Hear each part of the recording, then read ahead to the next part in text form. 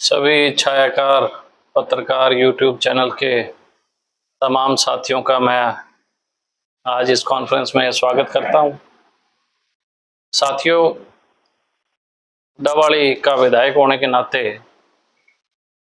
डवाड़ी विधानसभा की जो भी समस्याएं हैं उनको बारंबार हम लोग सरकार के सम्मुख, चाहे वो विधानसभा का सेशन के माध्यम से हो या किसी और जो भी कोई ऐसी चीज़ें हैं जिनके कारण आम लोगों को परेशानी आ रही हो, उसकी बारंबार हम लोग आवाज़ बुलंद करते रहे हैं और बहुत कुछ बदलाव खासतौर पे डवाड़ी शहर के अंदर भी करने का काम किया है। आज प्रेस कॉन्फ्रेंस बुलाई है मैंने, तो जो बिजली की व्यवस्थाएं थी पिछले 4-6 महीनों से उस पर मैं काम कर रहा था और उसी को लेके आज मैं चाह रहा था कि आप सब लोगों के सम्मुख होके जो जो काम हम लोगों ने किया वो आप लोगों के संज्ञान में आए, ताकि आम जनता के लिए एक विधायक को जो कार्य करने चाहिए थे उन कार्यों के संबंधित मैं जानकारी आप लोगों को देना चाहता हूं।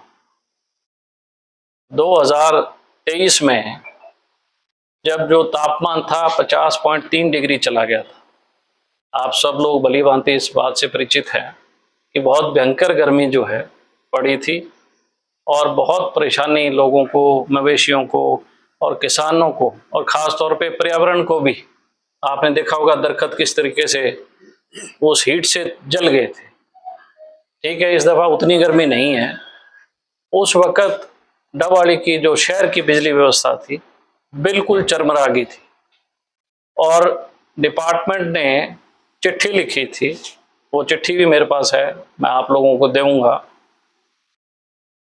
कि जो हमारा जो पावर हाउस है डवाड़ी शहर का वो बिल्कुल ब्लैकआउट होने के कगार पे है, क्योंकि ओवरलोडेड हो चुका है और जल्दी से जल्दी इसमें कुछ ऐसी व्यवस्थाएं या नई एडिशन चीज़ें की जाए जिससे वो ओवरलोड ना हो। लेकिन कहीं पे भी किसी ने संज्ञान नहीं लिया। मेरे विधायक बनने के बाद मैंने सबसे पहले शहर की बिजली व्यवस्था पे काम किया। हमारा जो सब्जी मंडी का एरिया या लाइन पार्क का एरिया है, इसमें 2 फीडर खींच रखे थे, लेकिन उसके बावजूद भी सप्लाई 1 फीडर से चल रही थी जो कि ओवरलोडेड था। सबसे पहले हमने उसको बाइफरकेट करके 2 हिस्सों में लाइन के इस तरफ 2 फीडर्स को हमने अलग अलग डाइवर्ट किया ताकि लोड जो है वो गर्मियों में ज़्यादा ना आए। 12.5 MVA ट्रांसफार्मर की डिमांड थी एक्शन की। मैंने फौरी तौर पे बिजली मंत्री से मिला, जो ACS हैं अपूर्व कुमार सिंह, उनसे मिला और मैंने उन्हें चिट्ठी दी और विधानसभा में भी मैंने ये बात रखी कि हमें डवाड़ी का जो हमारा पावर हाउस है वो ओवरलोडेड है, कभी भी वो शट डाउन हो सकता है। 3-4 दफ़ा शट डाउन हुआ भी और 12.5 के MVA का ट्रांसफार्मर हमें दो। इसके साथ साथ हमारे पिपली, कोई अमलकाना, इनमें भी हमारे बड़े ट्रांसफार्मर लगाओ। तो 12.5 MVA का ट्रांसफार्मर डवाड़ी के पावर हाउस में इंस्टॉल कर दिया गया। पिछले 4 दिन से वो सप्लाई दे रहा है, जिस पे फीडर नंबर 1 और सब्जी मंडी फीडर दोनों उसके साथ जोड़े गए हैं। इसके साथ साथ डवाड़ी शहर के जो लोग रहते हैं कॉलोनियों में, अपने मोहल्लों में, उनमें भी बिजली की व्यवस्था ठीक नहीं थी जब भी, क्योंकि एयर कंडीशन आज के दिन हर घर में है, 2-3-4 ACs हैं। जितने भी ट्रांसफार्मर थे वो भी ओवरलोड थे। कम से कम 38 ट्रांसफार्मर जो हमने निकाले कि शहर के 38 ट्रांसफार्मर ओवरलोड हैं। कई जगह नए भी लगने हैं, 10-12 जगह नए इंडक्ट होने हैं। उनमें से 20 ट्रांसफार्मर्स को हमने चेंज कर दिया। 12 ट्रांसफार्मर्स नए इंस्टॉल किए हैं जो नई जगह पे लगे हैं, 4 और लगने हैं, अभी बाकी हैं, शेष बचे हैं। मेरा कहने का मतलब कि जितनी भी शहर की बिजली जो आज से पहले किसी विधायक ने, किसी व्यक्ति ने इस बात पे गौर नहीं किया होगा, ये मैं आपको, क्योंकि आप सब लोग शहर से ताल्लुक़ रखते हैं, ठीक है, हम लोग गलियों की, सड़कों की, सीवर की, पानी की पाइपलाइन की बात करते हैं, लेकिन कभी भी हमने बिजली को दुरुस्तीकरण की या बिजली पे अच्छी व्यवस्था बने, ऐसा चर्चा कभी नहीं की। हमारे घर में 90% जो इम्प्लीमेंट्स हैं या यूटेंसिल्स हैं वो बिजली उपकरणों से चलते हैं। चाहे कपड़े धोने की मशीन से लगा के आप जो भी कार्य, अब तो पोछा मारने की मशीनें भी बिजली से चलने लगी। बहुत से घरों में तो वो भी यंत्र आ गया होगा जिनसे आप अपने घर की साफ सफाई करोगे। ये बहुत महत्वपूर्ण चीज थी कि बिजली की व्यवस्था ठीक सुधरे, इसके लिए हमने प्रयास किया। और मुझे बड़ी खुशी है इस बात की कि हमने डबवाली शहर को, जो बिजली की समस्या बड़ी भयंकर बन चुकी थी, उससे निजात दिलाने का काम किया। और आज मैं ये मानता हूँ कि डबवाली में कोई भी जगह, कोई भी मोहल्ला ऐसा नहीं है कि ओवरलोडेड हो। सारे ट्रांसफार्मर्स हमने अंडरलोड हैं। हमने 2 जो हमारे फीडर हैं उनके कंडक्टर चेंज किए, तारे चेंज किए। अभी जो हमारे ये इलाका है रेलवे लाइन के इस तरफ, इसमें अभी LT और HT दोनों लाइनें चेंज होगी, उसका टेंडर हो गया है, उसको बहुत जल्दी अभी काम शुरू हो जाएगा। जो जिन ठेकेदारों को अलॉट हुआ है वो अभी ट्रांसफार्मर्स इंस्टॉल कर रहे थे, अब 4 दिन या 5 दिन बाद वो सारी तारें बदलने पे लगेंगे। एक बहुत बड़ा मिथ था, क्योंकि पूर्व में मैंने जिस तरीके से मैं अधिकारियों से बात कर रहा था तो मुझे उनसे संज्ञान में आया कि एक बहुत बड़ा मिथ था कि लोग जब भी काम कोई चीज शुरू करते थे तो एक हल्ला या शोर मच जाता था कि जी कॉपर की वायर हटा रहे हैं, दूसरी वायर लगा रहे हैं। और उस मिथ के अंदर कई राजनीतिक दल, कई राजनीतिक लोग अपनी रोटियां सेकते थे और विकास के काम पे उसको रोकने का काम करते थे, विकास को होने नहीं देते थे। उस मिथ को भी हमने तोड़ा। हमने अब ये कर दिया है कि जहां कहीं कंडक्टर उतरेगा, क्योंकि जो कंडक्टर उतरता है वो डिपॉजिट होता है स्टोर के अंदर, और जितना कंडक्टर ठेकेदार को मिलता है उतना कंडक्टर कैलकुलेट होकर ठेकेदार को दिया जाता है। तो इसमें भी अब ये कहीं कोई लोग ऐसी बातें करेंगे, मिथ फैलाने का काम करेंगे, तो उसमें भी कोई अब जान वाली बात नहीं है कि सारा जो कंडक्टर उतरेगा वो टोटली डिपॉजिट होगा और नया कंडक्टर जो है वो उसी तरीके से एलोकेट होगा। तो बिजली व्यवस्था पे आज हम लोग आपस में सारे बैठे हैं कि बहुत अच्छे तरीके से हमने बिजली पे शहर के अंदर खासतौर पे काम किया है। उससे पहले पूर्व में मैं आपको थोड़ी सी जानकारी दे दूं कि 2017-18 में मैंने ग्रामीण अंचल के बिजली पे काम किया था। डबवाली विधानसभा में 38 फीडर ऐसे थे जो ओवरलोड थे। 38 फीडर, 7.5 करोड़ रुपए की एलोकेशन करा के हमने उन 38 फीडरों को अंडरलोड करने का काम किया, जिसमें 3 फीडर चौटाला गांव के, सुकेरा खेड़ा फीडर, 4 फीडर खोखर के थे, शेरगढ़ फीडर। बहुत से हमारे ऐसे फीडर्स थे जो देहाती तौर पे ट्यूबवेल्स की लाइन थी, एग्रीकल्चर फीडर्स थे, जो किसानों को बड़ी दिक्कत आती थी कि उनके जो मोटरें हैं वो चल नहीं पाती थी, सड़ जाया करती थी, ट्रांसफार्मर सड़ जाया करते थे। तो बिजली पे काफी अच्छा सुधार हम लोगों ने करने का काम किया है।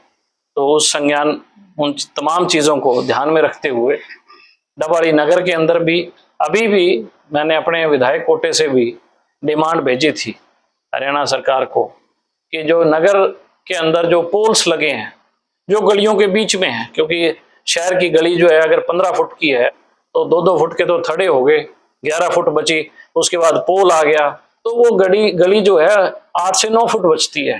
8 से 9 फुट के अंदर से ट्रैफिक निकलना, साधन निकलना बहुत दिक्कत परेशानी रहती है। तो हमने ये भी दरख्वास्त की थी जो खंबे गली के बिल्कुल अंदर बीच में लगे हुए हैं उनको साइड में करें, ताकि वहां से आवाजाही जो है गाड़ियों की मोहल्लों के अंदर लोगों को परेशानी ना आए, उनके साधन आ जा सकें। उसके लिए भी मैंने अपने कोटे से भी विधानसभा के स्पीकर साहब को लिख के दिया था, लेकिन मुझे जो रिप्लाई बैक मिला वो ये मिला कि MLA जो है वो अपने कोटे से पैसे सुधारीकरण पे बिजली पे नहीं लगा सकता। जब ये मेरे पास चिट्ठी आई तो मैं विधानसभा के स्पीकर के पास गया, मैंने उन्हें कहा कि जब MLAs हैं वो भी पब्लिक रिप्रेजेंटेटिव हैं, इलेक्ट होके आते हैं, और मेंबर पार्लियामेंट भी इलेक्ट होके आता है, तो MLAs पे बाउंडिंग नहीं होनी चाहिए, बाउंडेशंस नहीं होनी चाहिए। तो उनके संज्ञान में ऐसा मामला नहीं था। ये पहला मामला उन्होंने बताया कि हम लोगों के संज्ञान में ऐसी बार पहली बार आया है। तो मैंने ये भी उनसे लिख के दिया है कि MLAs को कहीं पे भी बाउंडेशंस ना की जाए, उनकी लिमिट्स को खोला जाए, ताकि वो अपने क्षेत्र के अंदर अपने लोगों के विकास कार्यों के लिए उनकी मदद कर सके। आप लोगों के कोई सवाल है तो? सबसे पहले तो आपने अच्छा काम किया बिजली का, ठीक है, लेकिन और भी कई काम है, जैसे गलियों पे लगा दो, जैसे गैस पाइपलाइन डाल रहे हैं और बीच में गड्ढे रस्सी छोड़ देते हैं, इससे काफी बड़े हादसे हो रहे हैं। तो आप देखिए, हमारी अभी हाउस की मीटिंग हुई थी।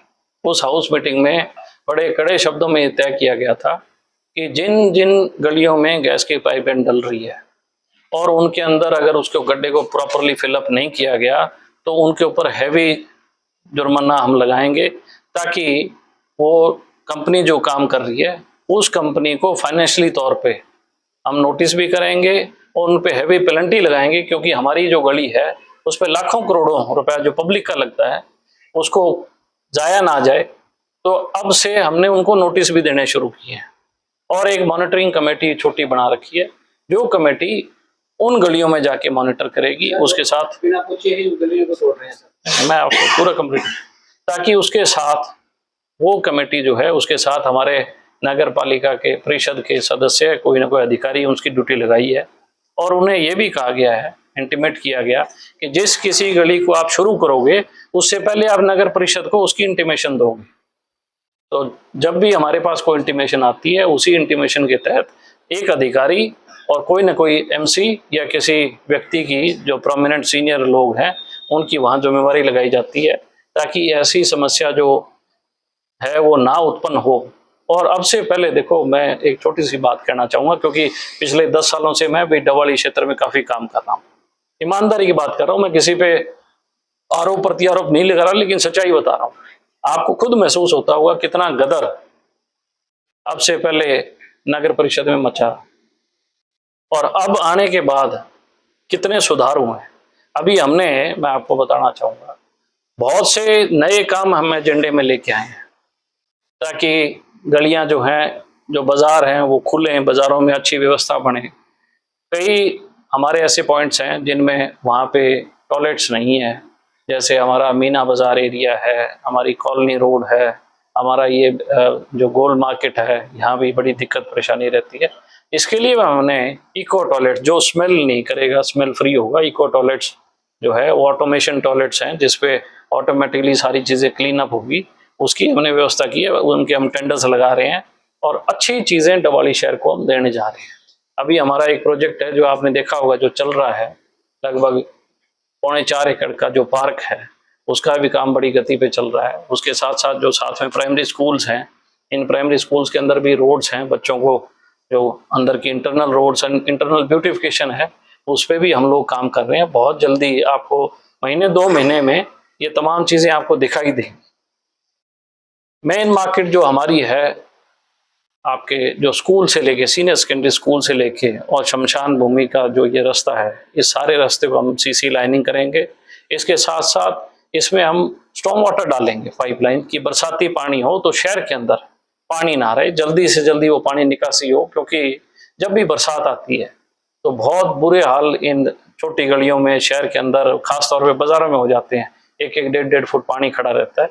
उसकी भी हमने चिंता करते हुए एक अपना प्रपोजल बनाया है। उसके साथ साथ जो हमारी सड़क है आपके मलोट से लेके और स्टेडियम तक, मलोट रोड से पुल से स्टेडियम तक, और हमारे बठिंडा रोड के बैरियल से लेके और हमारी जो लास्ट पॉइंट है इसका आपके कचहरियों तक, इन दोनों रोड्स के साइड पे भी हम वाटर हार्वेस्ट की पाइप डालेंगे और रोड से लेके दुकान तक इन तमाम चीज़ों को पक्का करके अच्छी खुली स्ट्रीट्स देने का काम करेंगे। आप पाइप की बात करें, पिछले कुछ साल पहले अखाड़े बनाए गए थे, लेकिन वो वैसे के वैसे बंद हो गए।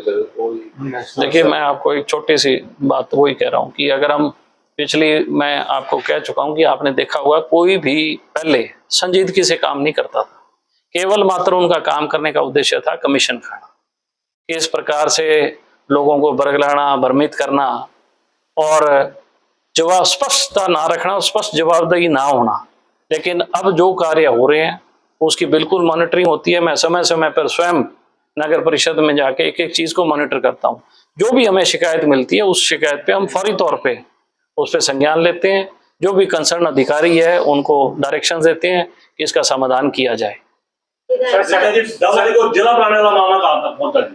अब वो देखिए कमेटी है, उसका देखिए कार्यक्रम बिल्कुल तो लास्ट में मैं माननीय कमेटी के चेयरमैन जो हैं कृष्ण पवार जी, उनसे मैं स्वयं मिला।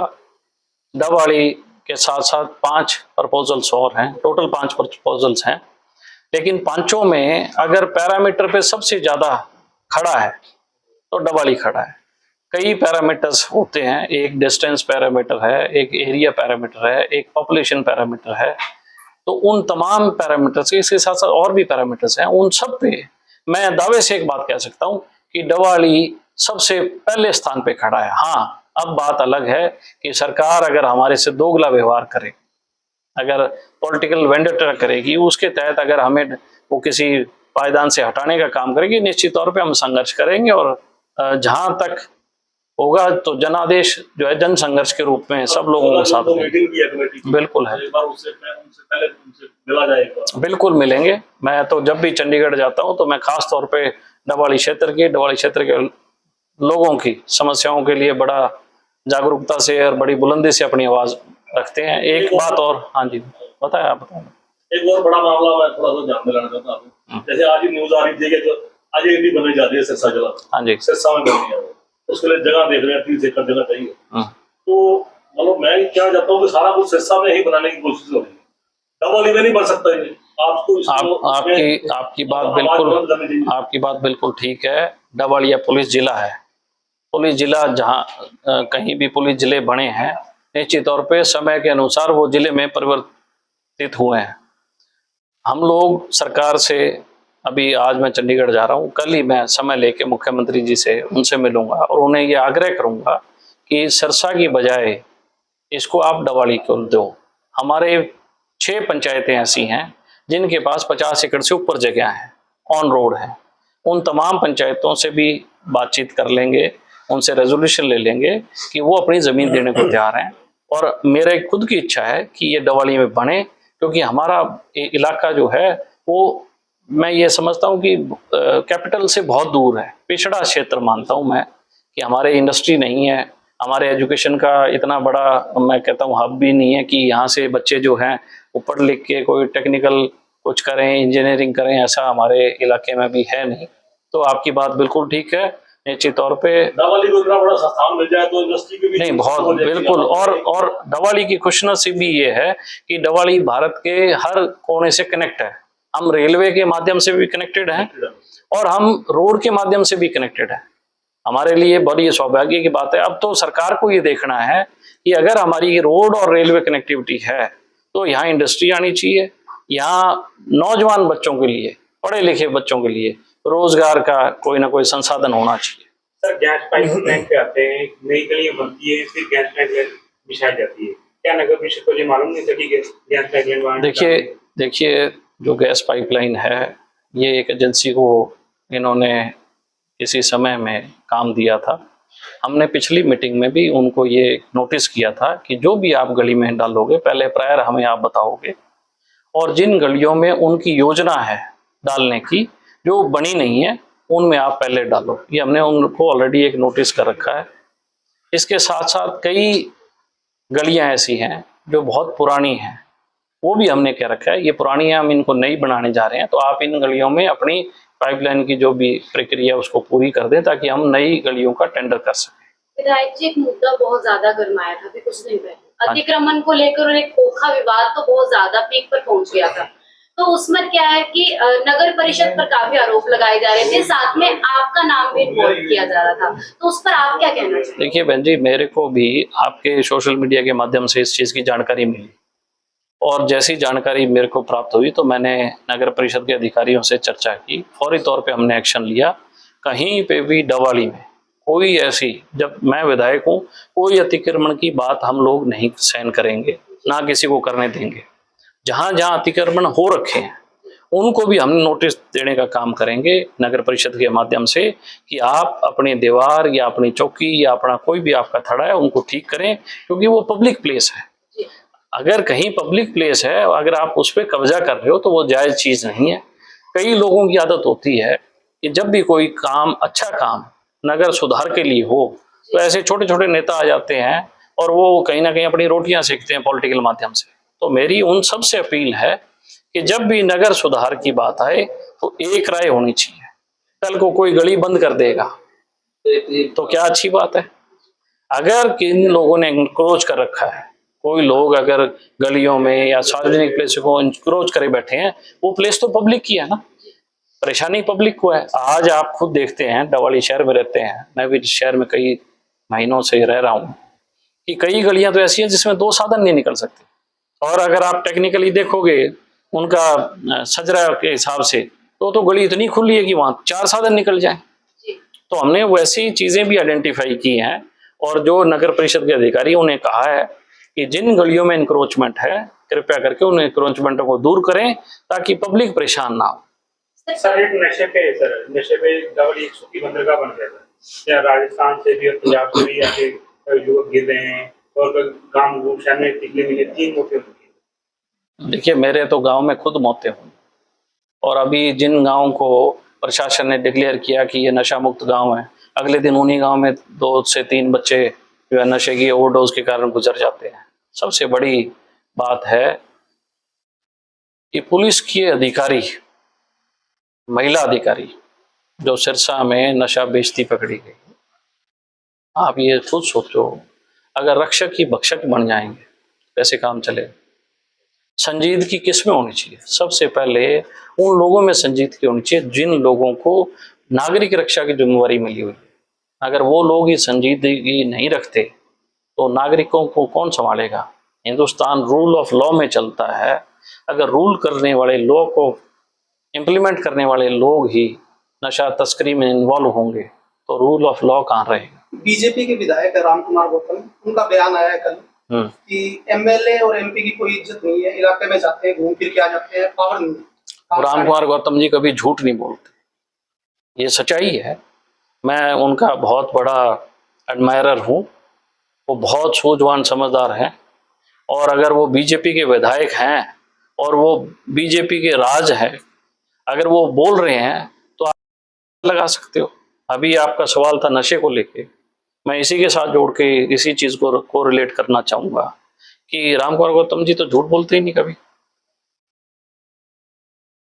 एक वार्ड नंबर 6 है वो होटल के पीछे, हाँ जी, गली, वहाँ पे बुरा हाल है जी। वहाँ पे पानी रहता है, बिल्कुल। और लोग कहते हैं ना तो मौजूदा एमएलए नहीं पे कभी आए और ना ही रूलिंग पार्टी के कोई वहाँ पे। वार्ड नंबर 6 में हमने पीने की पाइपलाइनें डाली है। अभी मैं आपको बताना चाहूंगा कि सबसे पहले जो आउटर एरियाज हैं उनमें मूलभूत सुविधाएं होनी बहुत जरूरी है। मैं आपके संज्ञान में देखो राजनीति से हट के बात कर रहा हूँ कि सबसे पहले वो चीज़ ठीक करी जा सकती है जो आंखों से दिखे। तो हमने सबसे पहले बिजली सुधार पे काम किया। हाँ, विडम्बना है कि कई दफ़ा हमें परेशानी आती है, कहीं जहाँ पे ओवरलोड है वहाँ ट्रांसफार्मर दूसरा रखना पड़ जाए, अब वो विरोध करने लग जाते हैं कि ट्रांसफार्मर नहीं रखना। एक तरफ तो हमें बिजली चाहिए और पूरे मोहल्ले को चाहिए, और एक तरफ हम कहते हैं जी हम तो ट्रांसफार्मर लग नहीं दे, तो ट्रांसफार्मर हवा में तो लगेगा नहीं। तो ये भी नागरिकों को, डबवाली के नागरिक होने के नाते उनके दिमाग में ये भी बात होनी चाहिए कि जो सरकारी जगह है, गली है, कोई पार्क का कॉर्नर है, या कोई म्युनिसिपल कमेटी की जगह है, या आपके नगर परिषद की जगह है, उन जगहों में अगर कोई इस तरीके की एमिनिटी लगती है उसका विरोध ना करें, आपके भले के लिए है। 4-5 स्थान ऐसे हमारे हैं जिनमें उस इलाके में जो ट्रांसफार्मर्स हैं ओवरलोडेड हैं। एक व्यक्ति के कारण सारा मोहल्ला सफर कर रहा है। हम किसी के घर में नहीं लगा रहे, हम किसी के जबरदस्ती कब्जे पे, मतलब किसी के बाउंड्री के अंदर नहीं लगा रहे। ये तमाम चीजें जो हैं, जो सरकारी विभाग है वो वहां लगाता है जहाँ सरकारी स्थान हो। रामा रिफाइनरी के पोल्यूशन से दर्जन भर से ज्यादा गांव प्रभावित है। हाँ जी, तो कब तक इनको रिलीज? सर मैं आपको, संदीप जी आपका बहुत बढ़िया सवाल है और आप बहुत जागरूक हैं, मैं आपको अप्रिशिएट करता हूँ और मैं शुरू दिन से ही आपका बहुत एडमायरर रहा हूँ इस बात को लेके कि आपने हमेशा ही जन जागरूकता और जनता के जो मुद्दे हैं वो रखे हैं। मैं आपके संज्ञान में लाना चाहूँगा, मैं पिटीशन कमेटी का मेंबर हूँ विधानसभा की, और विधानसभा की पिटीशन कमेटी में जितनी भी समस्याएं हैं आम जन की, आम नागरिक की, वो तमाम समस्याएं आती हैं। और मैंने स्वयं 8 गांवों की जो समस्या है उन गांवों के सरपंचों के लेटर हेड पे लेके पिटीशन कमेटी में दी है कि इन 8 गांवों में जो रिफाइनरी के साथ लगते हैं, आपके देसो मलकाना, अस्सू, असीर, नौरंग, माखा, आपके तिगड़ी, उसके बाद आपका गांव आ जाता है चट्ठा। ये तमाम गांव के अंदर लोगों को बहुत तकलीफ है, मवेशियों को बहुत तकलीफ है, बच्चों को बहुत तकलीफ है। जो छोटे छोटे बच्चे तैयारी करते हैं उनको भी कहीं ना कहीं इतनी गैसेज वहां से रिसाव होती है कि मेंटली अपसेट रहते हैं।